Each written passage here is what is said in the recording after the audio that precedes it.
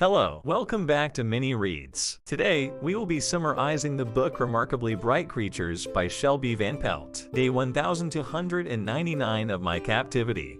The Silver Dollar Scar. In day 1299 of my captivity, the Silver Dollar Scar, we meet Marcellus, a giant Pacific octopus reflecting on his captivity. He notices a bruise forming, contemplating a permanent scar like a silver dollar. Meanwhile, Tova, the night janitor at the aquarium, cleans and greets the animals, but finds Marcellus entangled in power cords. This chapter sets the stage, introducing the main characters and their contrasting perspectives. A captive octopus yearning for freedom, and a grieving woman seeking solace in routine. Their paths are about to collide, sparking an unlikely connection. Day 1300 of my captivity.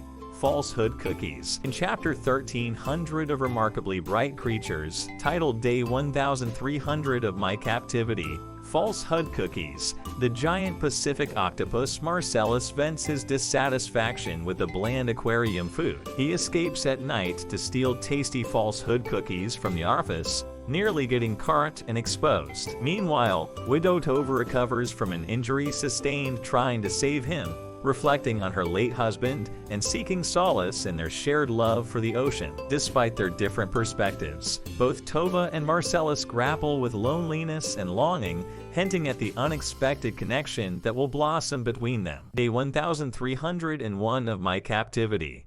The Remarkably Park is for lovers. Chapter Day 1301 of my captivity. The Remarkably Park is for lovers follows Marcellus the octopus escaping his tank to steal food and the struggle between freedom and consequence. Meanwhile, Cameron visits his Aunt Jean, who is dealing with a snake complaint and personal health issues. He reflects on his past and grapples with his uncertain future. Overall, the chapter explores themes of freedom, responsibility, family, and self-discovery. It contrasts the controlled confinement of Marcellus with the messy freedom of Cameron's life, highlighting the challenges and desires inherent in both situations. Day 1302 of my captivity. June Gloom Chasing a Lass. In day 1302 of my captivity, Ethan, the shopway owner, reminisces about his past while observing Tova, a grieving woman grappling with loss. Ethan worries about her late-night shopping trips and ponders his own missed opportunities, while Tova encounters a stray cat, offering a glimpse of her compassionate nature. The chapter explores themes of loneliness, grief, and the search for connection, leaving both characters faces their own futures while hinting at a potential bond. Day 1306 of my captivity. Baby vipers are especially deadly. The chapter follows Cameron's life on day 1306 of his captivity. He reflects on his loneliness, intelligence, and ability to keep secrets. The narrative then shifts to his present situation, where he has been kicked out by his girlfriend Katie after losing his job. With his belongings thrown out, he seeks refuge at his friend Brad's house. Brad informs Cameron about quitting their band, Moat Sausage, due to impending parenthood. The chapter ends with Cameron settling in at Brad's house, contemplating his situation. Day 1307 of my captivity. Muckle Teeth. In day 1307 of my captivity, Muckle Teeth, Tova Sullivan, an aquarium worker, reflects on the uniqueness of human fingerprints while cleaning the glass of the octopus exhibit. A lawyer named Bruce LaRue approaches her with a manila envelope, revealing himself as the attorney for the estate of Lars Lindgren, Tova's estranged brother. LaRue hands her a document listing Lars's belongings and mentions the need to sort out monetary assets. Tova, surprised by the news, reluctantly agrees to collect Lars's belongings from a retirement home in Bellingham. Later, at the aquarium, Tova confides in an octopus about the situation and the messes Lars left behind. As she finishes her shift, she encounters Ethan, a friendly cashier, who unknowingly disclosed her whereabouts to LaRue. Tova, faced with a 2-hour drive to retrieve her brother's belongings, tentatively accepts Ethan's offer to give her a ride to Bellingham. Day 1308 of my captivity. Happy Endings. In day 1308 of my captivity, Happy Endings, The giant Pacific octopus reflects on the predictable excitement among humans as seahorses spawn in the aquarium. The octopus muses on the transformation of seahorse larvae and contrasts it with the consistent appearance of humans at every life stage. The narrative then shifts to Ethan, who is giving Tova a ride to Charter Village Long-Term Care Center, where she needs to collect her brother's belongings. At the facility, Ethan waits in the reception area, observing the opulence of the surroundings. He stumbles upon a guided tour and decides to join, discovering the lavish amenities of the retirement community. Meanwhile, Tova emerges with a box of her brother's belongings, and as Ethan helps her load it into the car, he notices a Charter Village application in the glossy brochure, raising questions about Tova's intentions. Day 1309 of my captivity. Maybe not Marrakesh, Bugatti, and Blondie. In day 1309 of my captivity, maybe not Marrakesh, Bugatti, and Blondie, an intelligent octopus reflects on its captivity and showcases problem-solving skills. Meanwhile, in maybe not Marrakesh, Cameron, navigating a breakup, seeks a phone charger at his friend's house, encounters his pregnant friend Elizabeth, and contemplates his future. The narrative then shifts to Tova, who, at a park, encounters Adam Wright, a man who went to school with her deceased son Eric, leading to a poignant moment of reflection on loss and connection. This story weaves perspectives, exploring themes of intelligence, relationships, and coping with grief. Day 1311 of my captivity. Nothing stays sunk forever. In day 1311 of my captivity, nothing stays sunk forever, the octopus narrator reflects on human fascination with weather, expressing incredulity at their repetitive surprise over predictable meteorological events. The narrative shifts to Tova, who sits under a hairdryer at Colette's beauty shop, contemplating her brother Lars' peaceful parsing. Later, at the aquarium, Tova learns about Marcellus, a giant Pacific octopus, GPO, allegedly causing trouble by escaping his tank. Terry, a staff member, asks Tova to clean the front windows. Tova agrees, and later that night, she encounters Marcellus, sharing a surprisingly intimate moment with the octopus, who offers her a lost house key. Day 1319 of my captivity. Not a movie star, but maybe a pirate, the technically true story got baggage. Busted but loyal house special. In day 1319 of my captivity. Not a movie star, but maybe a pirate, the technically true story got baggage. Busted but loyal house special. The narrative continues with Tova engaging in conversations and observations, touching upon the peculiarities of human behavior and interactions. The focus shifts to Tova's visit to Colette's beauty shop and her discussion with Barbara Vander Hoof about the clean and well-run Charter Village facility where Lars spent his final days. Later, at the aquarium, Tova encounters Terry, who reveals the ongoing escapades of Marcellus, the giant Pacific octopus. Tova is asked to help with cleaning tasks, setting the stage for her continued interactions with the mysterious cephalopod. The chapter unveils a mix of human dynamics, personal reflections, and the intriguing presence of the octopus, adding depth to the evolving storyline. Day 1322 of my captivity.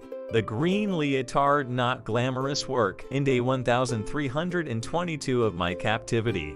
The green leotard, not glamorous work. The protagonist, still held captive, reflects on the mundane and unglamorous tasks assigned to them. They wear a green leotard and engage in repetitive activities, pondering the absurdity of human fascination with outdoor conditions. Amidst the monotony, the protagonist describes an encounter with their neighbor, Barbara Vander Hoof, at Colette's beauty shop. The conversation touches on the recent passing of Tova's brother Lars and Barbara's apprehensions about ending up in a care facility. Meanwhile, at the aquarium where Tova works, she interacts with Terry and learns about the escape artist octopus, Marcellus, who has been causing mischief. Tova finds herself drawn into Marcellus's antics, leading to an unexpected encounter and the return of a lost house key. The chapter blends reflections on captivity, personal losses, and the intriguing escapades of a clever octopus. Day 1324 of My Captivity.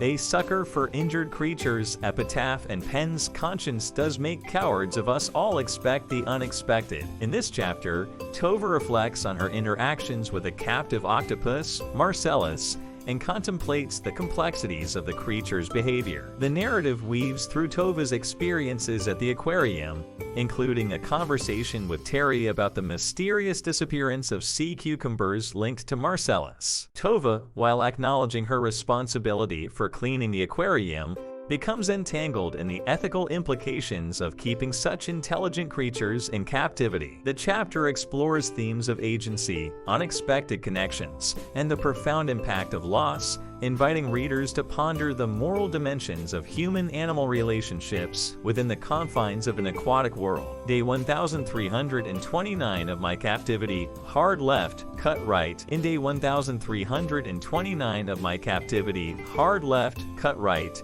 the narrative unfolds with a focus on Tova's evolving relationship with Marcellus, the giant Pacific octopus. Tova, dealing with the recent loss of her brother Lars, finds solace in her interactions with Marcellus at the aquarium. As she reflects on the unpredictability of life, especially in the context of the octopus's clever and elusive behaviors, the chapter introduces a sense of mystery and fascination surrounding Marcellus. Tova's personal journey and the intriguing dynamics with the octopus continue to unfold, creating a captivating blend of introspection and underwater intrigue. Day 1341 of My Captivity. A 3 Martini Truth, The Pier's Shadow, There Was a Girl, An Unexpected Treasure. In day 1341 of My Captivity. A 3 Martini Truth, The Pier's Shadow, There Was a Girl, An Unexpected Treasure. The narrator reflects on the parsing of days in captivity, revealing a sense of resignation. The mention of a 3 Martini Truth suggests a coping mechanism, and the setting shifts to the pier's shadow, introducing the theme of introspection. The narrative takes a poignant turn with a reference to There Was a Girl, hinting at a deeper emotional layer. The chapter concludes with the enigmatic phrase, An Unexpected Treasure, leaving readers intrigued about the unfolding narrative and the secrets yet to be revealed. Day 1349 of My Captivity. Some Trees, An Impossible Jam. In day 1349 of My Captivity. Some Trees, An Impossible Jam, the narrative explores the protagonist's ongoing observations and reflections on human behavior, emphasizing their fascination with discussing the weather. The protagonist muses about humans' inability to fully grasp even the most predictable meteorological events. The chapter also delves into a salon visit, where the protagonist interacts with Barbara Vanderhoof, discussing the recent parsing of Lars. Later, at the aquarium, Tova engages with Terry, discovering that the octopus, Marcellus, has been causing trouble by escaping his tank, leading to Terry's request for assistance in securing it. The chapter provides glimpses into the protagonist's complex emotions and interactions within the community. Day 1352 of My Captivity. The Bad Check, The Downside of Free Food, Not a Date, A Rare Specimen, Not Even a Birthday Card, What If Amazing Bones, A Big, Bold Lie, The Sob, A New Route, An Early Arrival, High and Dry. In day 1352 of My Captivity, the narrator reflects on various aspects of human behavior and societal conventions. They observe the peculiarities of human interactions, such as the downsides of free food, the complexities of relationships, and the prevalence of lies. The narrator explores the intricacies of communication, highlighting the gaps between words and unspoken truths. The chapter weaves through a series of reflections on the human experience, touching on themes of isolation, deception, and the constant search for meaning in the mundane. Day 1361 of My Captive Voe. Let us cut this shit, shall we? We have ring to retrieve. A great genius. The eel ring, the very low tide, every last thing, expensive road kill, The Doll Horse. In day 1361 of my captivity, the narrative takes a comedic and introspective turn as the octopus, now referred to as Marcellus, continues to interact with Tova. The story humorously navigates between Tova's observations of the aquarium's daily life and her relationship with Marcellus. The focus shifts to the quest for a lost ring, prompting Tova to confront various challenges, including dealing with a purported genius, navigating low tide, and encountering a peculiar reel. The chapter blends wit, existential musings, and the mundane aspects of Tova's life in captivity, creating a unique and engaging narrative. Day 1 of my freedom.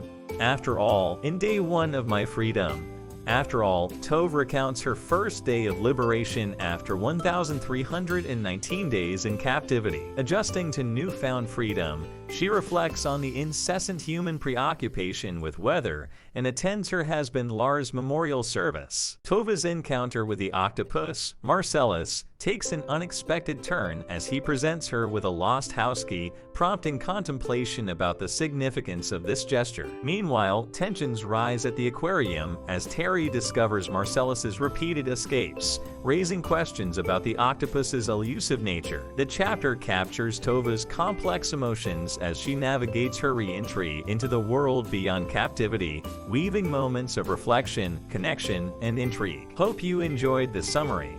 Please leave a like and subscribe to our channel for more book summaries.